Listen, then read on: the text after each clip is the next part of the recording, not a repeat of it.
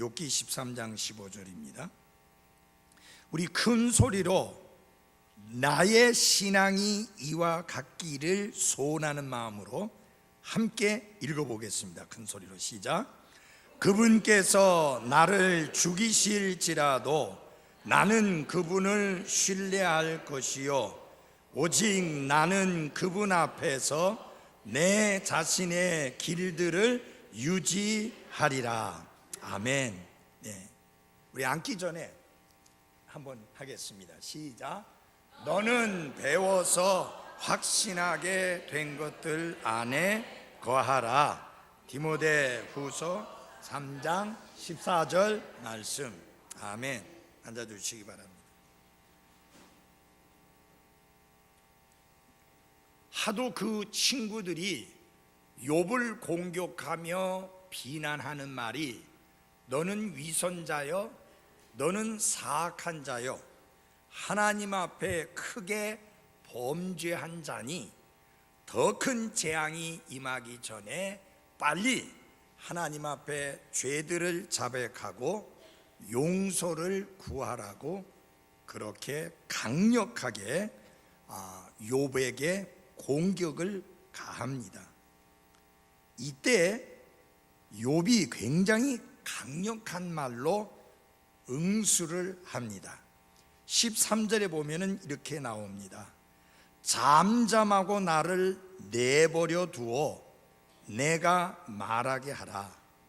무슨 일이 닥치든지 내가 당하리라.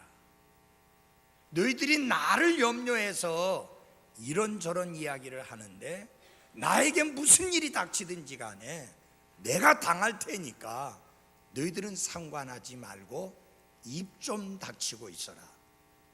그 말씀에 이어진 내용 중에 바로 15절 말씀에 그분께서 나를 죽이실지라도, 이 말은 무엇을 말하고 있느냐?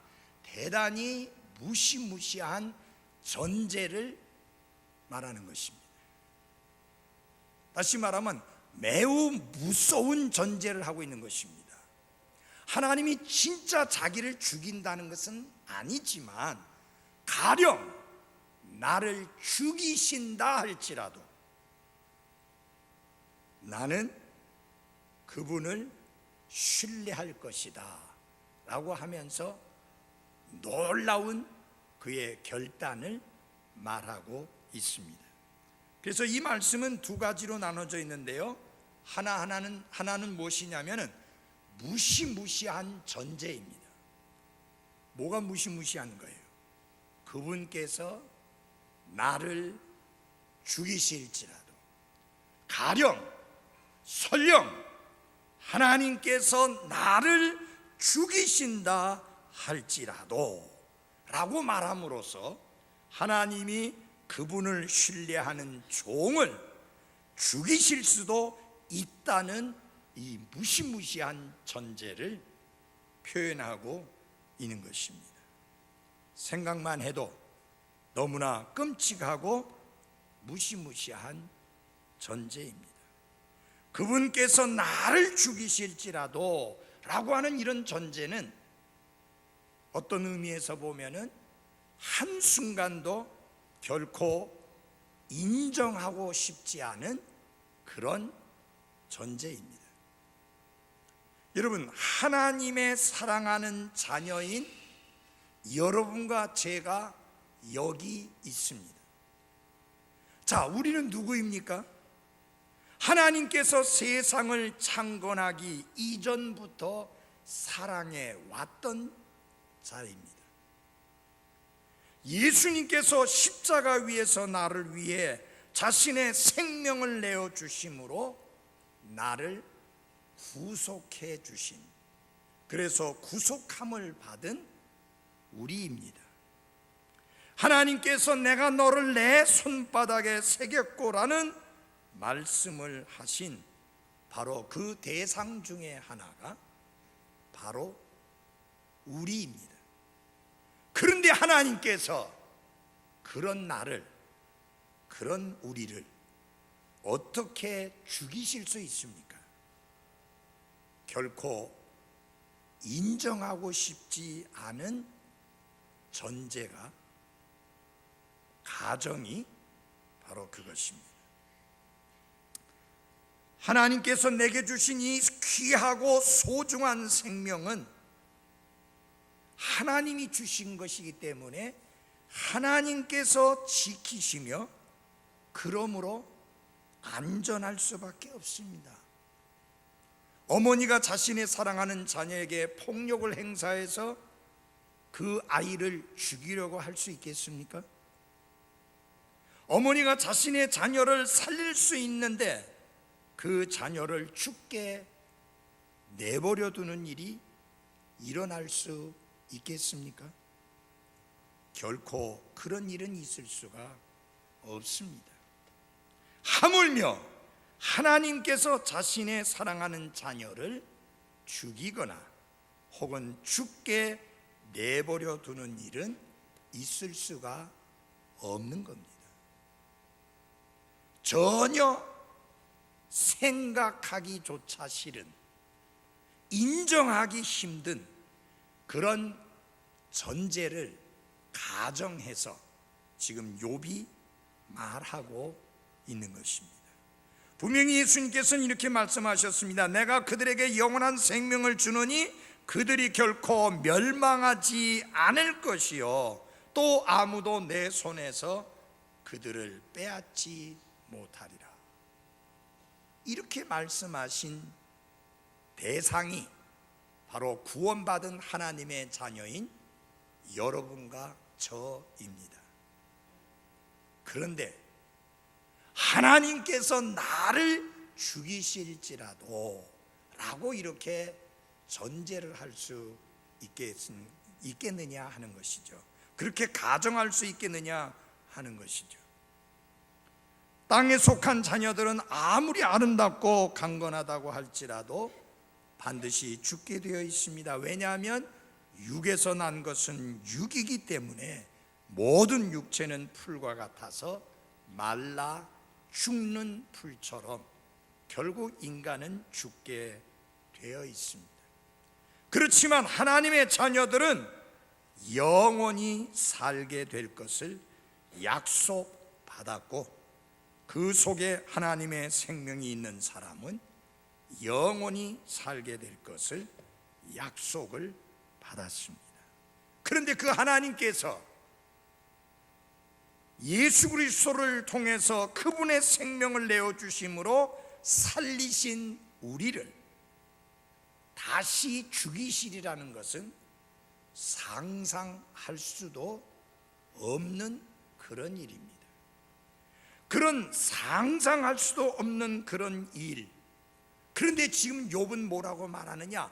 설령 말도 안 되지만 혹 그런 일이 일어난다 할지라도, 그 다음에 그가 놀라운 고백을 하는데 그의 놀라운 결단을 나타내는데 나는 그분을 신뢰하리라. 사랑하는 여러분, 하나님께서는 우리를 잠시 내버려 두실 수는 있지만 영원히 내치셔서 버리실 수는 없습니다. 그래서 우리의 구원은 영원히 안전한 것입니다. 그러므로 우리는 구원을 잃어버리지 않습니다. 하나님께서 우리에게서 좋은 것들을 거두어 가실 수는 있지만 우리에게 가장 좋은 것을 거두어 가실 수는 없습니다. 가장 좋은 게 뭐예요? 하나님께서 예수 그리스도를 통해 우리에게 주신 영원한 생명입니다. 하나님은 잠시 우리의 삶에 구름이 드리우게 하시고 우리의 삶에서 우리가 누리던 것들을 잃어버리게 하시고 폭풍을 보내서 우리의 삶에 좋은 것들을 휩쓸어 가게 하실 수는 있지만 하나님의 은혜가 우리에게서 영원히 떠나는 일은 결코 일어나지 않습니다.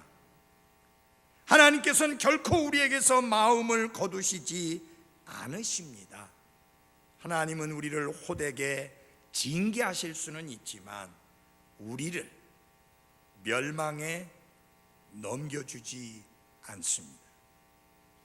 그래서 여러분, 하나님이 나를 죽이실지라도 라고 하는 이 전제, 이것은 우리가 인정하고 싶지 않은 전제다 라고 하는 것입니다.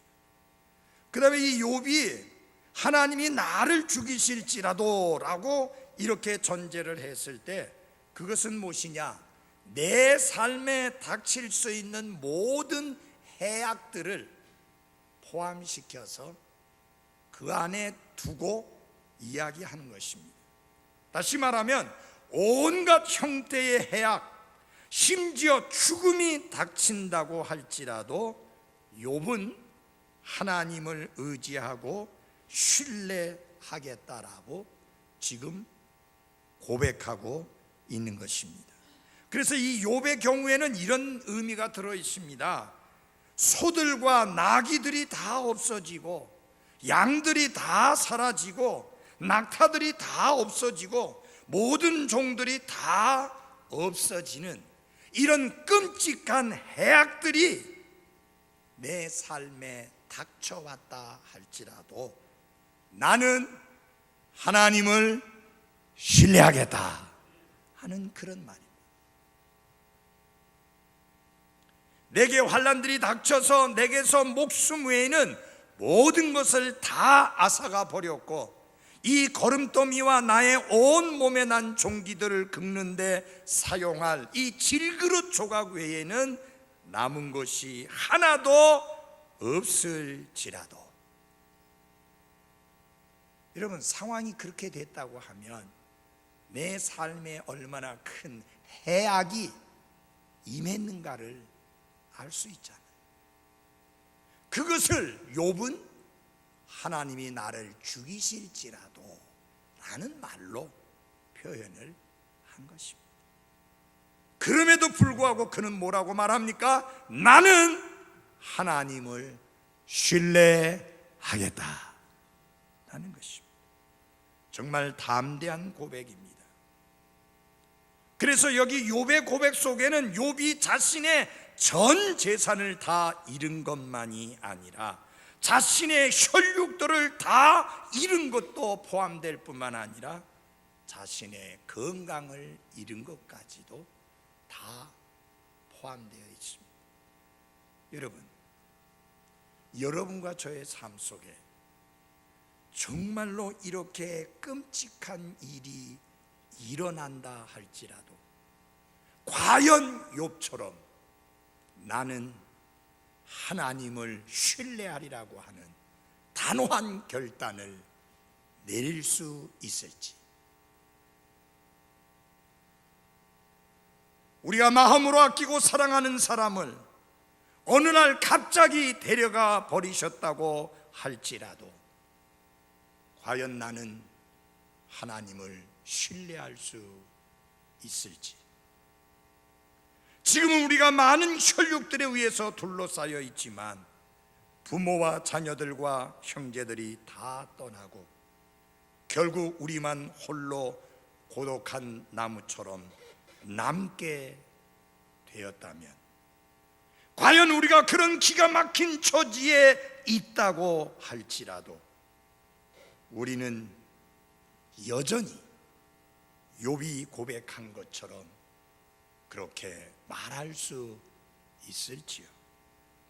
하나님께서 그런 것들보다 훨씬 더한 일들을 내게 행하시고 온갖 상처들로 갈기갈기 찢긴 나의 심장을 자신의 화살로 꿰뚫으셔서 나로 하여금 피 흘리며 죽게 하실지라도 나는 하나님을 신뢰하리라.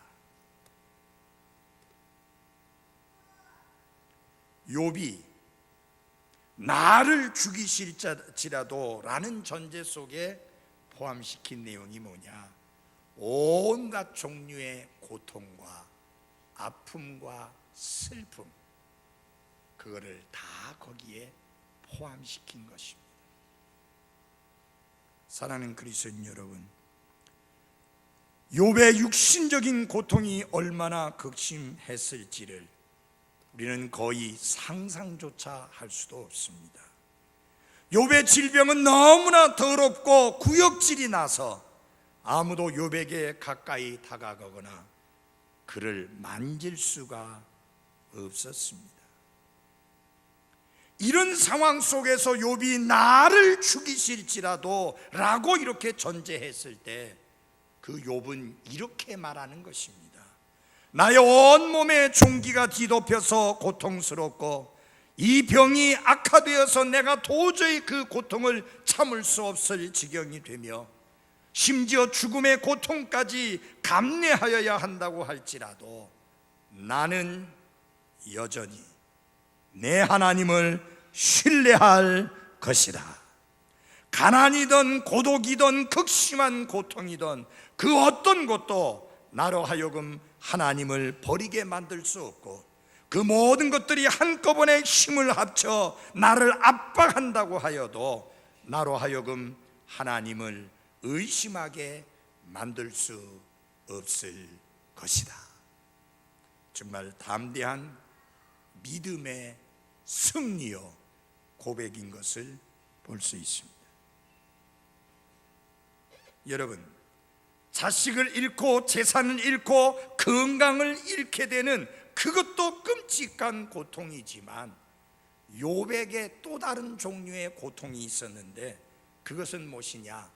사람들로부터 모욕을 당하는 고통이었습니다.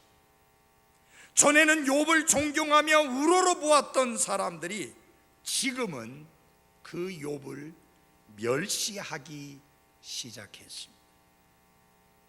그러므로 욥은 육신의 고통과 함께 사람들로부터 모욕을 당하는 끔찍한 고통을 함께 겪고 있었는데 그것을 욥은 어떤 말로 표현을 했느냐 하면은 그분께서 나를 죽이실지라도 라는 말로 표현을 한 겁니다. 여러분, 욥기 29장을 다 같이 열어주시기 바랍니다. 욥기 29장 25절입니다. 욥기 29장 25절입니다. 내가 그들의 길을 택하여 주고 우두머리로 앉아서 군대 안의 왕같이 또는 애곡하는 자들을 위로하는 자같이 거하였느니라. 그러나 이제는 나보다 젊은 자들이 나를 조롱하는데 그들의 아버지들은 내가 경멸하여 내 양떼를 지키는 개들과 함께 지내게 하였을 자들이니라. 그가 왕처럼 군림할 만큼 대단한 사람이었습니다. 우두머리였었습니다. 그런데 이제는 젊은 사람들이 욥을 조롱하고 멸시했다. 근데 그들의 아버지라는 사람들은 내가 경멸해서 양떼를 지키는 개들과 함께 지내게 할 만큼 하찮은 사람들이었는데 그들이 나를 모욕하고 조롱하고 있다. 여러분, 정말 자존심을 뭉그러뜨리는 그런 것을 당하게 된 거죠. 모욕을 당한 겁니다.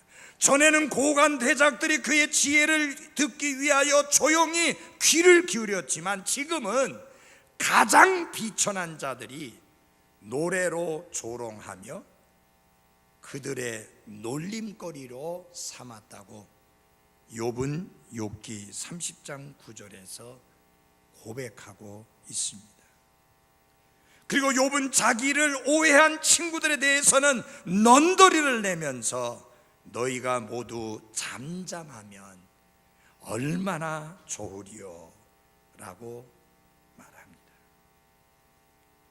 사람들이 그를 불쌍히 여기는 마음과 예우로 대하여야 마땅한 때에 도리어 조롱과 멸시를 그에게 퍼붓는 것을 보고서 몹시 고통스러웠지만 그의 믿음은 이렇게 외칩니다. 내가 사람들로부터 이보다 더한 멸시를 받고 사람들의 마음에서 이미 죽은 사람으로 여겨져 잊혀진다고 할지라도 나는 내 하나님을 신뢰할 것입니다. 사랑하는 여러분, 재산을 잃어버리는 것도 큰 것을 잃어버린 겁니다. 자녀를 잃어버린 것은 더 큰 것을 잃어버린 것입니다. 거기다가 이제는 아무도 없는 상황 속에서 자신의 건강마저 잃어버린 것은 엄청나게 큰 것을 잃어버린 것입니다.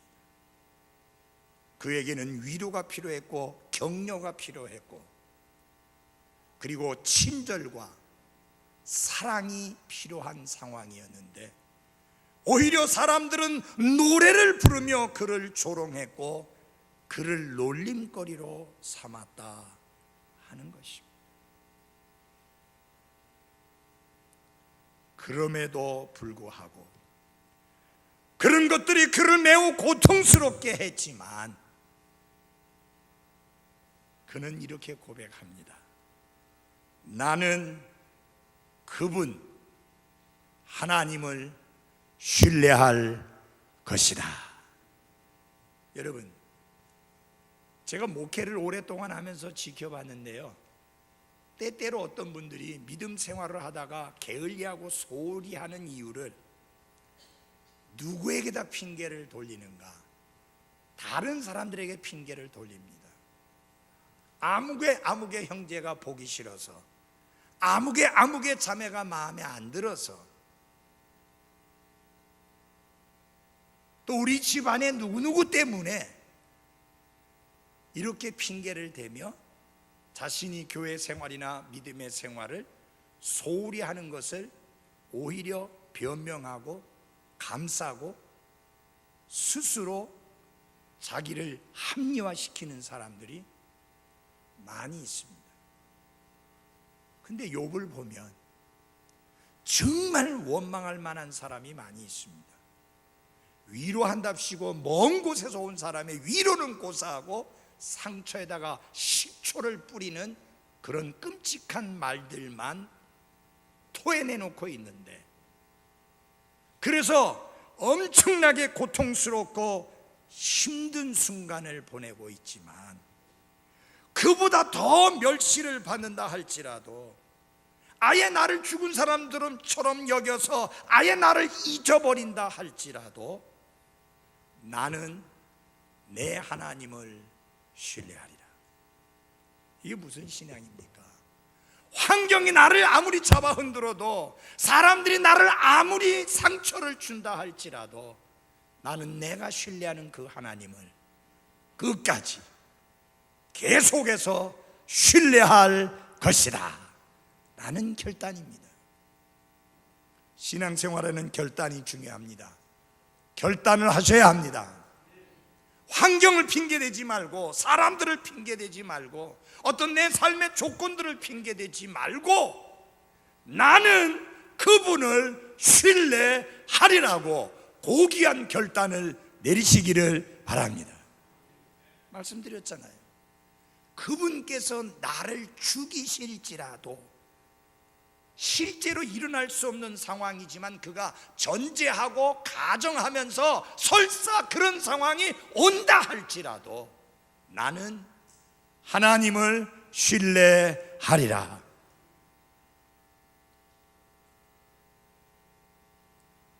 이 전제는 일어날 수 있는 가능한 일의 제일 마지막 최후의 단계까지 포함을 시키고 있습니다. 자, 제가 왜 이렇게 말씀을 드리느냐면요, 하나님께서 자신의 종을 죽이신 경우는 한 번도 성경에서 찾아볼 수가 없습니다. 그리스도를 위하여 순교를 당한 분들이 많이 있습니다. 그들은 하나님을 위하여 순교를 당한 것이지 하나님에 의해서 죽임을 당한 것은 아닙니다.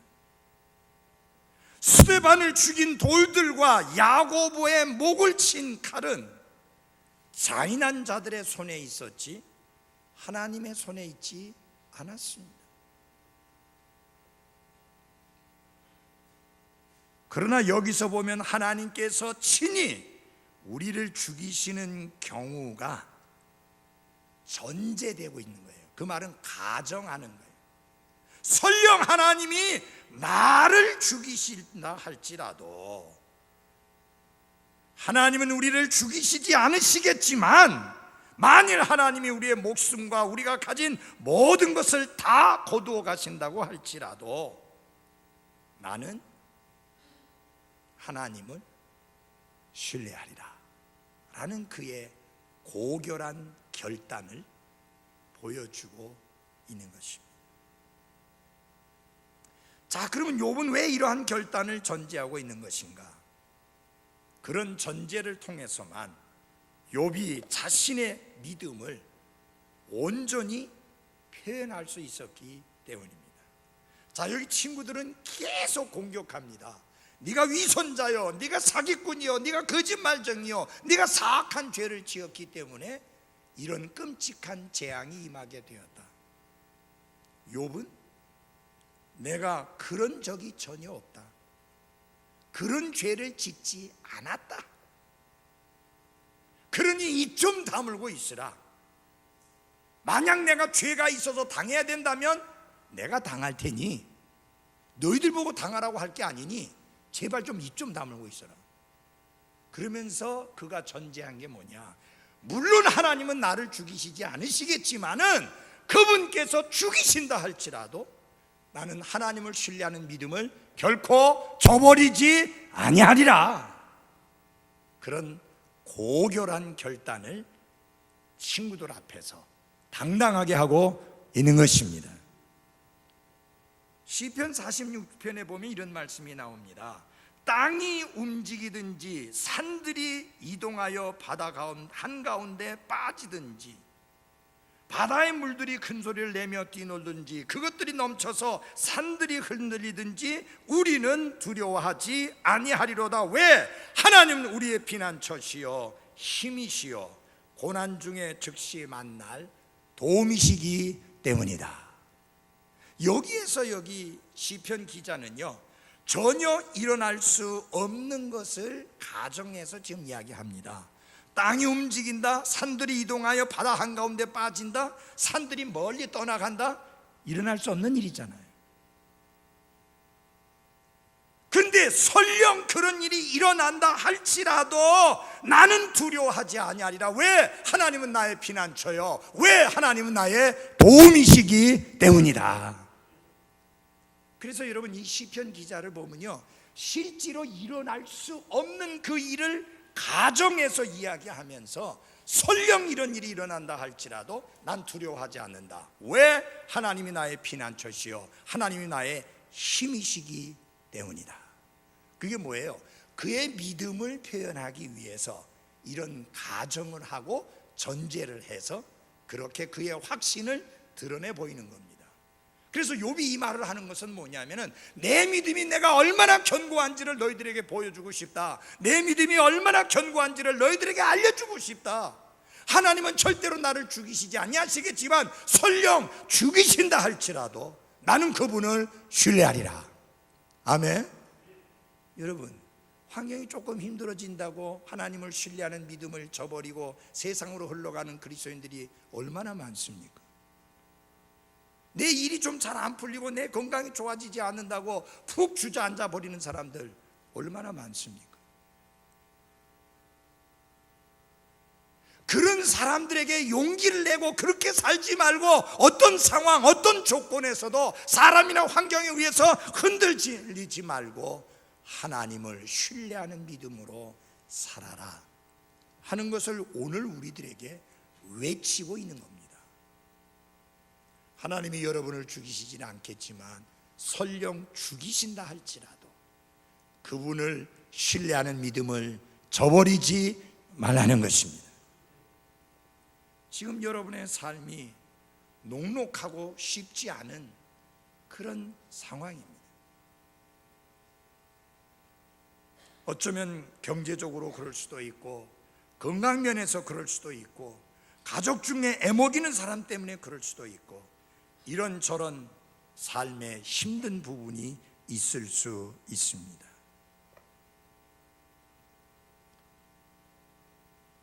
기도하기는 욥의 이 믿음을 배우고 가지고 그렇게 살아가는 성도들이 되시기를 바랍니다. 하나님께서도요, 하나님을 신뢰하는 믿음을 우리에게 확고하게 심어주시기 위해서 뭐라고 말씀하고 있느냐 하면은, 산들이 떠나가고 작은 산들이 움직일지라도, 실제로 그런 상황이 일어나지 않습니다. 그럴지라도 내 친절은 너를 떠나지 않으며 내 화평의 언약도 움직이지 아니하리라. 이런 급변하는 변화가 격변이 일어난다 할지라도 너를 향한 사랑, 너희들을 향한 친절, 너희들을 향한 언약과 약속, 결코 그것은 변치 아니할 것이다. 나를 신뢰하는 일을 게을리하거나 소홀히 하지 말라는 게 하나님의 가르침인 것입니다.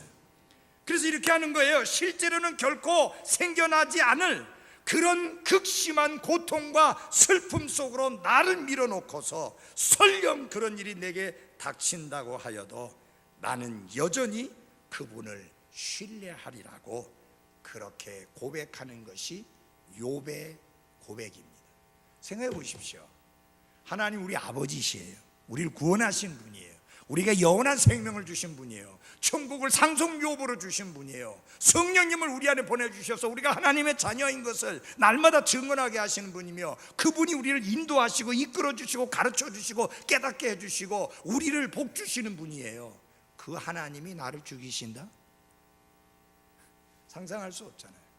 근데 마치 우리가 살아가는 삶의 형편이 하나님이 나를 죽이시는 것과 같이 힘들고 어렵고 고통스럽고 마음 상하는 그런 일들이 일어난다는 겁니다. 우리의 나그네 삶이 그렇게 녹록하지가 않습니다. 우리의 나그네 삶이 쉽지가 않습니다. 우리의 나그네 삶이 편치만은 않습니다. 마치 하나님이 나를 죽이시려고 하는 거 아니야? 하는 생각이 들 정도로 어려울 수 있습니다. 그렇지만 여러분, 정말 그런 가운데에서도 우리 모두가 가지고 있기를 바라는 것은, 그럼에도 불구하고 나는 하나님을 신뢰하리라는 그 믿음 위에 굳게 설 수 있기를 바랍니다. 여기 그의 놀라운 결단이 나타나고 있는데, 고귀한 결단이 나옵니다. 우리 13장 15절 뒷부분을 같이 읽어보면, 나는 그분을, 시작, 나는 그분을 신뢰할 것이요 오직 나는 그분 앞에서 내 자신의 길들을 유지하리라. 내가 겪고 있는 환난이 비록 내 자신의 죄 때문은 아니지만은 그런 환난을 주신 하나님은 여전히 의로우신 분이라고 하는 사실에 대하여 나는 조금도 의심이 없으며, 그러므로 나는 하나님을 신뢰할 것입니다. 사랑하는 그리스도인 여러분, 여기 욥은 두 가지 결단을 고백합니다. 나는 하나님을 신뢰할 것이다. 어떤 경우를 당하더라도, 어떤 상황에 처한다 할지라도, 사람들이 나에게 어떻게 대한다 할지라도 나는 하나님을 신뢰할 것입니다. 또 다른 하나는 내가 이제까지 지켜온 그 길을 계속해서 유지하며 지켜나갈 것입니다. 무슨 말이에요? 뒤돌아서지 않겠다는 거예요. 무슨 말이에요? 오른편이나 왼편으로 치우치지 않겠다는 것입니다. 사랑하는 그리스도인 여러분, 우리가 어려운 일을 당할 때, 힘든 일을 당할 때 우리가 쉽게 빠질 수 있는 게 뭐냐? 하나님의 의로우심, 하나님의 선하심, 하나님의 사랑, 하나님의 은혜, 하나님의 긍휼에 대하여 의심하는 겁니다. 하나님이 나를 정말 사랑하신다면 이럴 수가 있느냐? 하나님이 나를 사랑하신다면 어떻게 이런 일들이 내 삶에 일어날 수 있느냐? 그래서 하나님의 사랑을 의심하고 하나님의 선하심을 의심하고 하나님의 은혜와 긍휼을 의심할 수 있는데, 우리는 여기 욥의 결단처럼 그런 고귀한 결단을 내릴 수 있기 바랍니다. 사람들이 나에게 어떻게 상처를 주고 내 환경이 얼마나 힘들고 어려워지고 내 육체가 얼마나 약해지고 허약해진다 할지라도 나는 하나님을 신뢰하리라. 여러분, 좋은 일들만 일어나고 만사형통하기 때문에 하나님을 신뢰하는 것은 누구나 다 할 수 있는 거예요. 그때는 믿음 필요 없어요. 그냥 받으면 돼요. 그냥 감사함으로 누리면 돼요. 언제 믿음이 필요하느냐? 시련이 올 때, 아픔이 있을 때, 고통이 있을 때, 문제가 풀리지 않을 때, 어려움이 닥쳐올 때, 그때에 우리에게 필요한 것이 뭐냐? 그러할지라도 나는 하나님을 신뢰하리라는 믿음이 필요한 것입니다. 여러분, 예수님께서 제자들로 하여금 배를 타고 먼저 저쪽으로 건너가라고 그랬습니다. 제자들이 배를 타고 건너가는데 풍랑을 만나게 됩니다. 그러니까 어떻게 돼요? 두려워해요. 무서워해요. 심지어는 예수님을 모시고 저쪽 편으로 건너가는 중에 풍랑을 만나니까 두려워하는데 뭐라고 말하는지 압니까? 주님을 깨우면서 하는 말이 우리의 죽게 된 것을 돌아보지 아니하시나이까. 근데 예수님이 그때 일어나셔서 하신 일이 뭔지 아세요? 물론 고요하고 잠잠하게 만드셨지만 했던 것 중에 어찌하여 너희에게 믿음이 없느냐? 정말로 믿음이 필요할 때가 언제예요? 순풍에 돛을 단듯이 평탄하게 갈 때는 믿음 없어도 살만해요. 근데 바람이 불고 파도가 치고 번개가 치고 천둥이 치고 캄캄해지고 막막해지고 어려움을 당할 때, 그때 믿음이 진가를 보이는 거예요. 여러분, 어려운 일 당할 때 나의 믿음 적으나, 그렇지만 의지할 분은 예수님밖에 없고, 그래서 어려운 일 당할 때 예수님을 의지하고 살아가는 것을 배워야 하는 것입니다. 여러분, 왜 하나님이 순풍에 돛을 단듯이 쫙 일치월장 앞으로 쫙 나가게 해주지 아니하시고 바람도 불게 하고 파도도 엄습하게 하고 번개도 번쩍번쩍거리고 천둥도 치고 캄캄한 어둠이 임하고, 왜 이런 일을 우리 인생에 허락합니까? 나를 사랑하시는 하나님이. 여러분, 그런 거 아니면요, 주님 의지하며 사는 거 안 돼요. 그러니까 주여 우리를 구원하소서, 우리를 도우소서, 우리를 건지소서, 그렇게 구하고 매달리게 되잖아요. 맞아요? 여러분에게 물어볼게요. 여러분 건강하게 지낼 때 여러분이 건강한 거 하나님께 감사하면서 기도하는 경우가 얼마나 많이 있습니까? 별로 없어요. 근데 아프면, 내가 아프든지 가족이 아프든지 하면 그때 열렬하게 건강을 두고 기도합니다. 건강할 때는 그게 당연한 것으로 생각하고, 하나님의 은혜로 지금 우리가 그렇게 건강하게 지나고 있는데 그걸 당연한 것으로 생각해요. 그래서 기도도 안 해요. 감사도 안 해요. 생각 없이 지나다가 아프고 병들고 입원하고 약해지면, 그러면 하나님 고쳐주십시오, 낫게 해주십시오, 깨끗게 해주십시오, 강건케 해주십시오 라고 기도합니다. 왜 하나님 죽을 때까지 건강하게 쫙 살다가 어느 순간에 딱 숨 거두고 하나님께 가게 하지 않고 아픔을, 질병을, 고통을 입원하는 이런 경험을 하게 하느냐? 첫째, 평소에 건강한 게 하나님의 은혜인 줄 알고 감사하는 것을 배우도록 하기 위함입니다. 그 다음에 또 한 가지는 내가 관리 잘했다고 건강한 게 아니고 하나님의 은혜요 도우심이라는 것을 깨닫고 모든 영광을 하나님께 돌려드리는 것을 배우도록 하기 위함입니다. 이번에 우리 그 부목사님 필리핀 갔다 왔잖아요.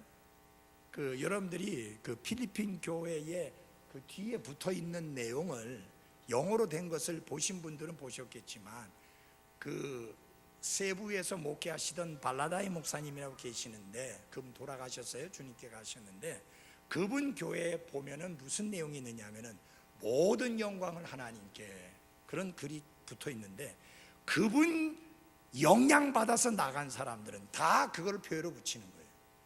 모든 영광을 하나님께.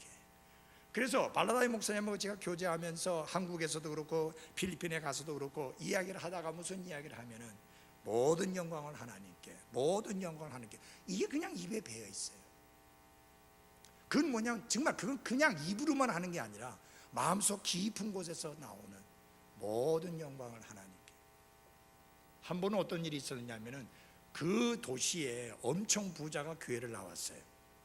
예수 믿고 구원 받았는데 이 사람이 어떤 사람이냐, 11조를 하는데 교회 와서 하나님께 드리면 되는데 그게 아니에요. 월요일날 딱 전화를 해가지고 목사님 거기 직원 좀 보내십시오. 헌금 보낼 게 있는데 와서 받아가게 하십시오. 이 발라다이 목사님 저하고 비슷해요. 아주 깐깐한 분이에요. 확실한 분이에요. 교회 와서 하십시오. 우리 직원 안 보냅니다. 하나님께 드리세요. 그러니까 그 사람이 안 나온 거예요. 그럼 그만이. 왜 그렇게까지 합니까? 모든 영광을 하나님께. 여러분이 드릴 수 있었으면 그건 하나님의 은혜입니다. 그러니까 모든 영광을 하나님께 돌려드려야 하는 것입니다. 여러분이 섬길 수 있었으면 그건 하나님 은혜예요. 그러니까 모든 영광은 하나님께 돌려야 돼요. 이게 우리가 하나님께 돌려야 될 영광을 가로채게 되면 하나님이 우리를 가르쳐 주셔야 되니까 우리의 코를 좀 납작하게 만들 필요가 있어서 시련을 겪게 하는 겁니다. 이 말씀만 드리고 말씀을 마치겠습니다. 어떤 일이 일어났을 때 내가 욥처럼 내게 행하시는 하나님의 섭리를 이해할 수 없다고 할지라도 나는 하나님께서 나의 환난 중에서 나를 도우실 것을 믿고서 내 자신을 하나님께 맡길 것이다. 혹시 하나님께서 나의 환난 날에 나의 도움이 되어주지 않으신다고 하여도 나는 하나님이 나를 환난에서 건져주실 것을 믿을 것이다.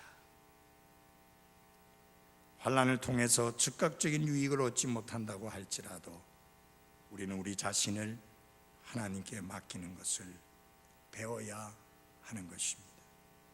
여러분, 욥이 이렇게 하나님을 신뢰할 수 있었던 것은 욥이 하나님이 어떤 분이심을 알았기 때문입니다. 시편 기자는 이렇게 말합니다. 주의 이름을 아는 자들이 주를 신뢰하리라. 하나님을 모르는 사람이 어떻게 하나님을 믿고 신뢰할 수 있습니까? 하나님을 아셔야 합니다. 그리고 여러분, 하나님이 과거에 행하신 일들을 생각하면 우리는 하나님을 신뢰할 수 있습니다. 나의 모든 죄들을 하나님 용서해 주시지 않았습니까? 그런 후에 하나님께서 내게 인자하게 대하시지 않은 적이 있습니까? 그 하나님이 나를 버리실 것이라고 생각할 수 있습니까? 절대로 그럴 수 없습니다. 그래서 우리는 하나님을 신뢰할 수 있는 것입니다. 무시무시한 존재, 하나님이 나를 죽이실지라도 아주 고결한 결단, 나는 그분을 신뢰하리라. 기도하겠습니다.